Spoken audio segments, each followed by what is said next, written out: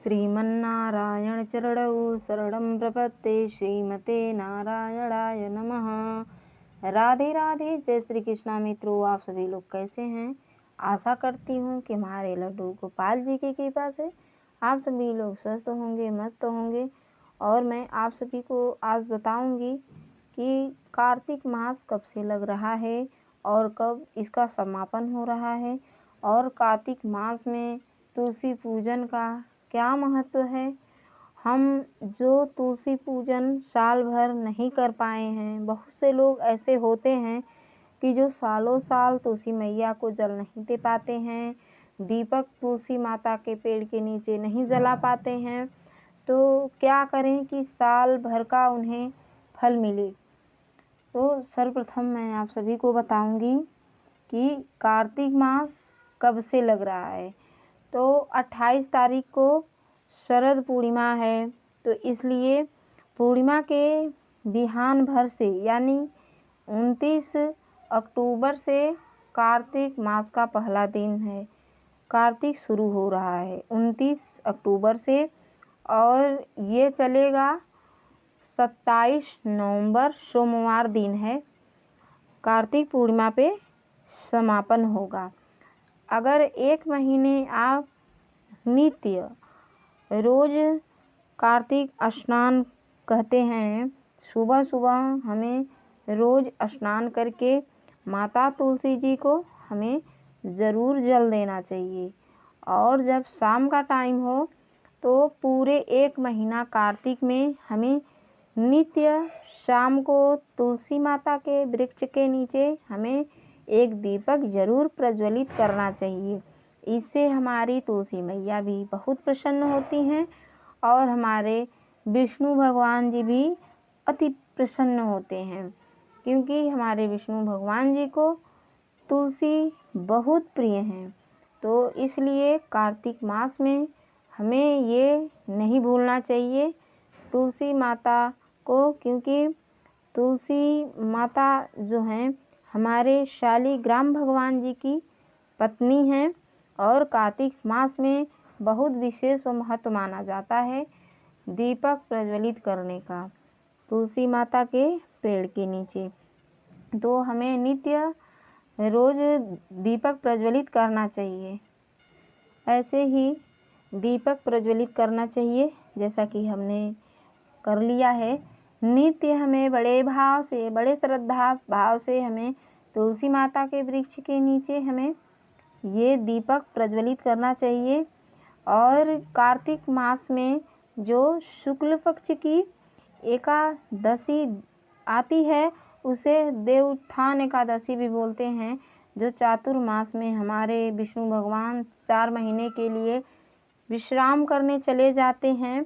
आज के ही दिन हमारे विष्णु भगवान जैसे कार्तिक मास के एकादशी पे ही जागते हैं और उसी दिन हमारे विष्णु भगवान शालिग्राम जी का विवाह भी होता है।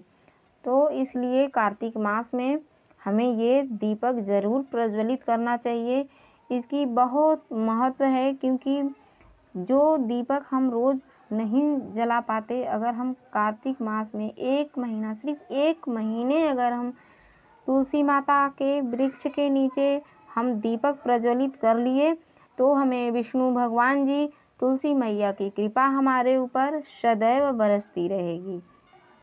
और एक चीज़ का हमें ध्यान रखना चाहिए कि जो कार्तिक का महीना हो या कोई भी महीना हो, हम अगर नित्य भी दीपक प्रज्वलित करते हों तुलसी पेड़ के नीचे, तो एक चीज़ का ये विशेष ध्यान रखना चाहिए, भूलना नहीं चाहिए कि जो संडे का दिन आता है उस दिन हमें शाम को दीपक प्रज्वलित नहीं करना है और तुलसी माता को स्पर्श नहीं करना है।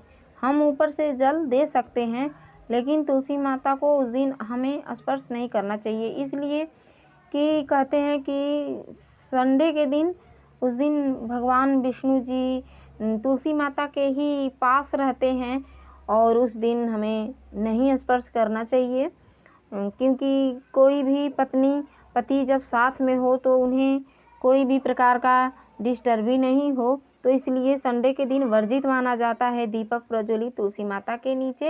ये शास्त्र पुराणों में भी है, तो इसलिए संडे के दिन विशेष ध्यान दें कि दीपक प्रज्वलित तुलसी माता के नीचे न करें।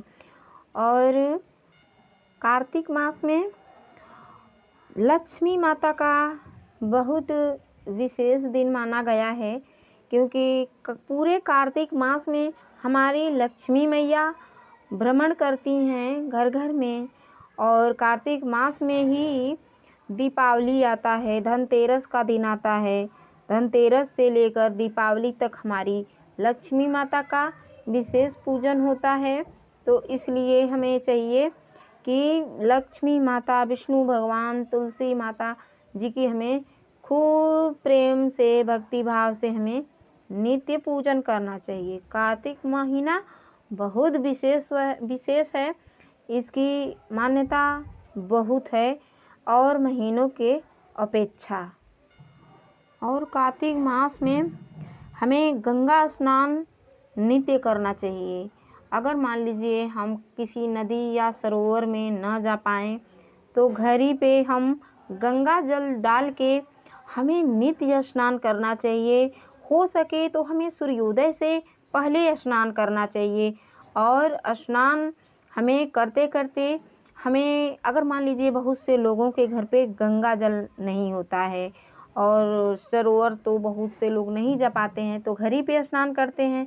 और गंगा जल न हो तो उसके अभाव में फिर क्या करें, तो उस समय जो घर का ही जल है उसी जल से नहा लें।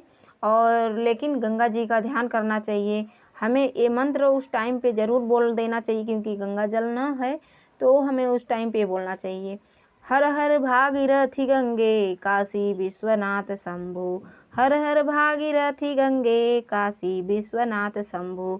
तो ऐसे हमारे गंगा जी मैया का ध्यान हो जाता है और गंगा स्नान का फल मिलता है। हम गंगा स्नान करके हम अपने तुलसी मैया, लड्डू गोपाल जी, विष्णु भगवान जी की पूजा करेंगे। हमें अपरंपार इनकी कृपा बरसती है। तो इसलिए हमें कार्तिक महीने में हमें ऐसे तुलसी पूजन जरूर करना चाहिए। जल, धूप, दीप ये भगवान विष्णु जी को अति प्रिय है। जो भगवान विष्णु को प्रिय है वही तुलसी मैया जी को प्रिय है। तो वैसे ही हमें पूजन जरूर करना चाहिए। गंगा जी नहाइबो ये मैया जलवा होलियैबा, ओही हो जलवा से तुलसी मैया तुम्हें नहावैबे। राधे राधे, जय श्री कृष्णा। मित्रों, आप सभी लोग कैसे हैं? आशा करती हूँ कि हमारी ये वीडियो आप सभी लोगों को अच्छी लगी होगी। और ये वीडियो आप सभी लोगों को अच्छी लगी हो तो लाइक सब्सक्राइब करना ना भूलें और कमेंट में लिखकर हमें ज़रूर बताएं कि ये वीडियो आप सभी लोगों को कैसी लगी। राधे राधे, जय श्री कृष्णा।